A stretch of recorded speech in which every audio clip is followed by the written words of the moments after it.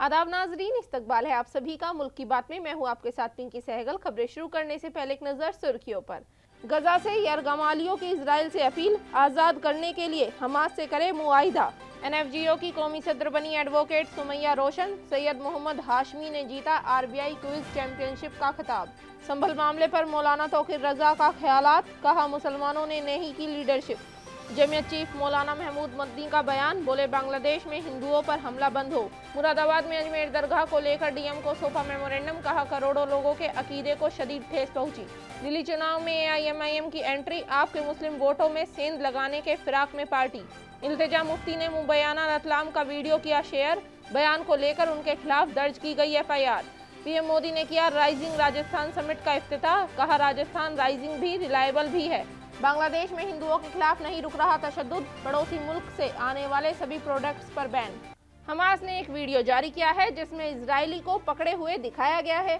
Video में 24 साल आदमी, जिसने खुद को मतान जिंगबाकर बताया है, जो वीडियो में इजरायली लीडरान से एक समझौते की अपील करता हुआ दिखाई दे रहा है, जिससे गजा में हमास की कैद से यरगमालियों को इजराइल लौटने का मौका मिल सके। हमास ने एक वीडियो जारी किया है जिसमें इजरायली को पकड़े हुए दिखाया गया है। वीडियो में एक 24 साल आदमी, जिसने खुद का नाम मतान बताया है, जिसको इजरायली लीडरान से एक समझौते के लिए अपील करते हुए देखा जा सकता है, जिससे गजा में हमास की कैद से यरगमालियों को इजराइल लौटने का मौका मिले। इजराइल ने पिछले महीने लेबनान में हिजबुल्लाह के साथ एक तारीखी जंगबंदी पर दस्तखत किए हैं, जिसने कतर समेत सलीसों को एक मुमकिन समझौते में तेजी लाने के लिए आमादा किया, जिससे गजा में बंद कई यरगमालियों को आज़ाद कराया जा सके। साथ ही आपको ये भी मालूमात दे दें कि डोनाल्ड ट्रंप के मशरिक वुस्ता के एलची ने अमेरिकी सदर के ओहदा संभालने से पहले कतर और इजराइल का सफर किया, ताकि गजा में जंगबंदी और यरगमालियों की रिहाई के लिए मुआहिदे का दबाव बनाया जा सके। याद रहे कि डोनाल्ड ट्रंप को 20 जनवरी को अमेरिकी सदर की सदारत का ओहदा संभालना है। एक जराये ने रॉयटर्स को बातचीत के बारे में बताया, हमास ने 15 महीने की जंग के दौरान यरगमालियों की रिहाई की मांग करते हुए कई वीडियो जारी किए हैं, लेकिन इजरायली अफसरान ने छोटी सी क्लिप को उनकी हुकूमत पर दबाव डालने के मकसद से नफसियाती प्रोपेगेंडा करार देते हुए खारिज कर दिया है। मध्य प्रदेश के जिला रतलाम का एक वीडियो वायरल हो रहा है जिसमें बच्चों को पीटते हुए दिखाया जा रहा है। इस पर PDP प्रमुख महबूबा मुफ्ती की बेटी इल्तिजा मुफ्ती ने मुतनाज़ा बयान दिया है। उन्होंने हिंदुत्व को एक बीमारी बता दिया है, जिसके बाद उनके खिलाफ FIR दर्ज हो गई है। जम्मू कश्मीर की पीपल्स डेमोक्रेटिक पार्टी की सरबराह महबूबा मुफ्ती की बेटी इल्तिजा मुफ्ती ने हिंदुत्व का जिक्र करते हुए बयान दिया है, जिसको लेकर सियासत तेज हो गई है। जम्मू कश्मीर असेंबली इंतखाबात में इल्तिजा मुफ्ती ने 2 सीटों पर इलेक्शन लड़ा था और उन्हें दोनों ही सीटों पर हार का सामना करना पड़ा था। आपको बता दें कि इल्तिजा मुफ्ती ने सोशल मीडिया प्लेटफॉर्म X पर एक वीडियो शेयर किया है, जिस वीडियो में साफ तौर पर आप देख सकते हैं कि एक छोटे मुस्लिम बच्चों को सिर्फ इसलिए चप्पलों से मारा जा रहा है कि उन्होंने राम का नाम लेने से इनकार कर दिया। उन्होंने मजीद लिखा है कि हिंदुत्व एक बीमारी है जिसने लाखों हिंदुस्तानियों को मुतासिर किया है और भगवान के नाम को दागदार किया है। बताया जा रहा है कि ये वीडियो मध्य प्रदेश के रतलाम जिले का है, लेकिन हमारी तरफ से इस वीडियो की कोई तस्दीक नहीं की जा रही है और ना ही इस वीडियो की टाइमिंग को लेकर कोई तस्दीक हो पाई है कि ये वीडियो कब का है। इस वीडियो में एक शख्स 3 बच्चों को बारी बारी से थप्पड़ और चप्पल से मारते हुए जय श्री राम के नारे लगवा रहा है। वीडियो वायरल होने के बाद मुस्लिम समुदाय में काफी गुस्सा है। मुस्लिम कम्युनिटी के एहतजाज के बाद पुलिस ने एक नाबालिग मुलजिम को गिरफ्तार करके इस्लास घर भेज दिया है, जबकि दूसरे दीगर मुलजिम की तलाश जारी है।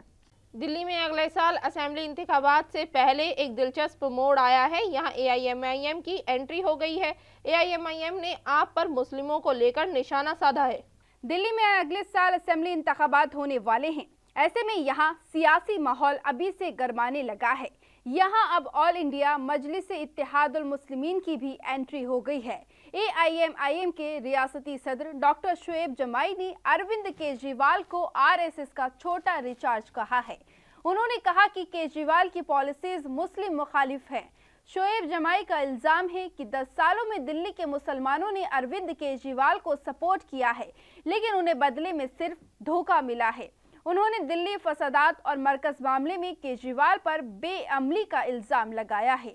AIMIM का इल्जाम है कि दिल्ली के मुस्लिम इलाकों में कोई खास डेवलपमेंट का काम नहीं हुआ है। AIMIM मुस्लिम हलकों में अपना प्रचार प्रसार करती है, वो मुसलमानों के हकों की बात भी करती है। ऐसे में अंदाजा लगाया जा रहा है कि दिल्ली में AIMIM मुस्लिम इलाकों में अपनी पकड़ बनाएगी और केजरीवाल को चैलेंज करेगी। AIMIM ने इंतखाबात से पहले ही इंतखाबी मुहिम शुरू कर दी है। साथ ही आपको ये भी बता दें कि इंतखाबी मुहिम में AIMIM मकामी मुद्दों को उठा रही है। AIMIM का मकसद मुसलमानों को जोड़ना और उनके मुद्दे उठाना है।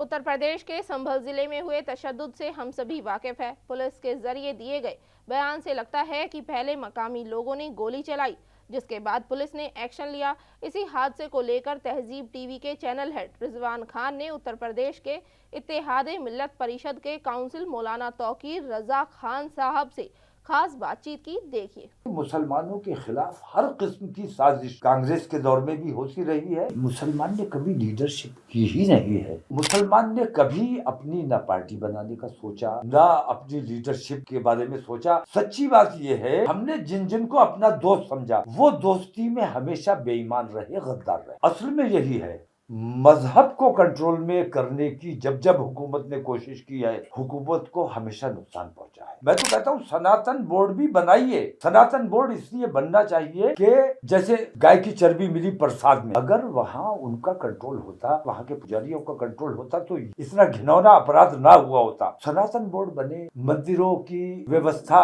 हिंदू समाज देखे, उनके पुजारी देखे, उनके धर्म गुरु देखे, मस्जिदों के इंतजाम हमारे मुतवल्ली हजरात देखे, हमारे उलमा अइम्मा देखे। अगर इस तरीके से काम होगा तो काम होगा, और अगर मजहब में दखल देने की कोशिश की जाएगी तो इसे ना हिंदू बर्दाश्त करेगा ना मुसलमान बर्दाश्त करेगा। वहीं एडवोकेट सुमैया रोशन को national federation of girls Islamic organization की कौमी सदर की शक्ल में 2025 से 26 तक के लिए दोबारा मुंतखब किया गया है। NFGO खवातीन से रिलेटेड मुद्दों पर काम करने वाले इदारों में से एक है, जो वुमेन एम्पावरमेंट और सोशल तरक्की के लिए काम करता है। NFGIO का मकसद मुल्क भर में GIO जोन के बीच बातचीत करना है।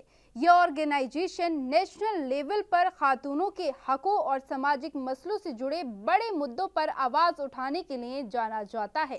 साथ ही बता दें आपको, सुमैया रोशन बेंगलोर और कर्नाटक की रहने वाली हैं। उन्होंने बेंगलोर से BA LLB की पढ़ाई पूरी की है और एक वकील के रूप में अपने करियर की शुरुआत की है। वहीं दूसरी तरफ हैदराबाद के रहने वाले सैयद मोहम्मद हाशमी ने करीब 1.5 लाख तलवाओं को हराकर रिजर्व बैंक ऑफ इंडिया का क्विज चैंपियनशिप का खिताब जीता है। मौलाना महमूद असद मदनी ने किशनगंज में मुनक्किद जमीयत उलेमाए हिंद के इजलास आम को खिताब किया। उन्होंने इस दौरान कहा कि अगर इंसानों के बीच जाति और मजहब की बुनियाद पर भेदभाव जारी रहा तो ये मुल्क के साथ सबसे बड़ा धोखा होगा। बिहार के किशनगंज में बीते दिन जमीयत उलेमाए हिंद के चीफ मौलाना महमूद असद मदनी ने एक प्रोग्राम को खिताब किया।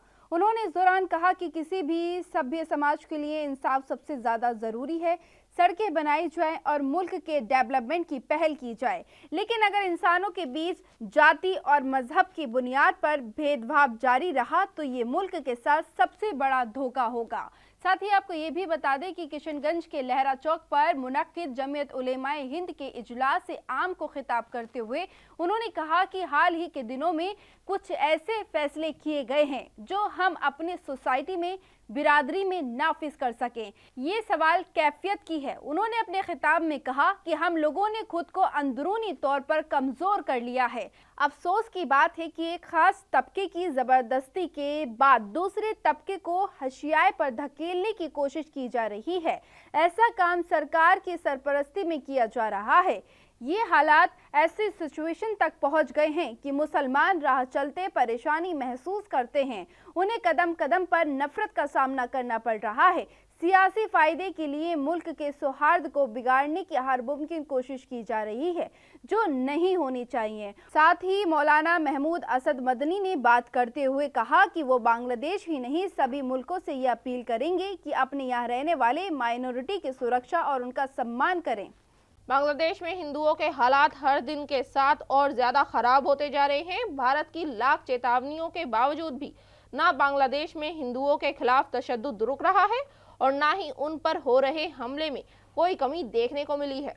मगरबी बंगाल और दूसरे नॉर्थ ईस्ट सूबे में उनका काफ़ी इस्तेमाल होता है, लेकिन अब जब बंगाल में हिंदुओं पर हमले हो रहे हैं, ऐसे में कोलकाता में बंगाली हिंदू हिफाजत कमेटी बांग्लादेशी सामानों के बॉयकॉट की अपील कर रहे हैं। अब समझने वाली बात है कि अगर भारत की तरफ से बांग्लादेश के सामानों को बॉयकॉट करने की बात हो रही है, तो पलटवार करते हुए बांग्लादेश भी इसी राह में आगे बढ़ने की बात कर रहा है। असल में बांग्लादेश नेशनलिस्ट पार्टी के सीनियर अफसर राहुल कबीर रिजवी ने ढाका में अपनी बीवी की भारतीय साड़ी को जलाने का काम किया और कहा कि भारत के सभी प्रोडक्ट्स को बॉयकॉट करना है। अब बांग्लादेश में हो रहे हिंदुओं पर हमले से भारत सरकार काफी परेशान है। फॉरेन मिनिस्ट्री के स्पोक पर्सन कुछ दिनों के लिए बांग्लादेश दौरे पर भी जाने वाले हैं। भारत सरकार ने इस पूरे केस में अपनी बारीकी से नजर बना रखी है। राइजिंग राजस्थान में शिरकत करने जयपुर आए पीएम नरेंद्र मोदी ने कहा कि राजस्थान चैलेंजेस से टकराने का नाम है। ये राइजिंग ही नहीं बल्कि रिलायबल भी है। यहाँ इन्वेस्टर्स के लिए हर सेक्टर में भरपूर मौके हैं। आज का दिन राजस्थान की तरक्की याफ्ता सफर में एक नया बाब जोड़ेगा। वजीर आजम नरेंद्र मोदी ने जयपुर में आज rising Rajasthan global investment summit 2024 का उद्घाटन करते हुए देश विदेश के इन्वेस्टर्स से यहां इन्वेस्ट करने का आह्वान किया है। पीएम मोदी ने कहा कि राजस्थान चैलेंजेस से टकराने का नाम है, राजस्थान नए अवसरों को बनाने का नाम है। ये राइजिंग ही नहीं बल्कि रिलायबल भी है। राजस्थान के पास अच्छा नेटवर्क है, एक अमीर विरासत है, वहाँ बहुत बड़ा लैंडमार्क है और बहुत ही काबिल नौजवान फोर्स भी है। पीएम मोदी ने इस मौके पर सूबे की भजनलाल हुकूमत का इस्तकबाल करते हुए कहा कि राजस्थान के पास रोड से लेकर रेलवे तक और हॉस्पिटैलिटी से लेकर हैंडीक्राफ्ट तक बहुत कुछ है। राजस्थान की ये सलाहियत रियासत को इन्वेस्टमेंट के लिए बहुत ही अट्रैक्टिव डेस्टिनेशन बनाता है। राजस्थान हिंदुस्तान के सियासती नक्शे का एक बड़ा मरकज है। यहाँ की तारीख और विरसा है। राजस्थान रेस्पेक्टिव होने के साथ ही खुद को रिफाइन करना भी जानता है। पीएम मोदी ने मेक इन इंडिया का जिक्र करते हुए इसका पूरा विजन बताया। वजीर आजम ने इस मौके पर सूबे की भजनलाल हुकूमत की पीठ थपथपाते हुए कहा कि राजस्थान ने हर मैदान में बेहतरीन काम किया है। राजस्थान के लोगों ने भारी बहुमत से बीजेपी की रिस्पॉन्सिव हुकूमत बनाई है। बहुत ही कम वक्त में यहाँ के वजीर आला भजनलाल और उसकी पूरी टीम ने शानदार काम करके दिखाया है। कुछ दिन में रियासती हुकूमत अपना 1 साल भी पूरा करने जा रही है। उत्तर प्रदेश में एसी बसों में सफर करने वाले मुसाफिरों के लिए अहम खबर है। योगी हुकूमत ने सर्दियों के मौसम में एसी बसों को स्पेशल विंटर डिस्काउंट देने की तैयारी की है। इसके तहत एसी बसों का किराया 10 से 15% तक कम किया जा सकता है। ये डिस्काउंट 16 दिसंबर से 28 फरवरी तक दिया जाएगा, जिससे मुसाफिरों को सहूलियत होगी।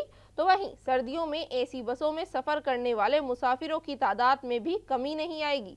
खबर के मुताबिक आपको बताते चलें कि यूपी परिवहन निगम की तरफ से इस बाबत में इस हफ्ते ऑर्डर जारी किया जा सकता है।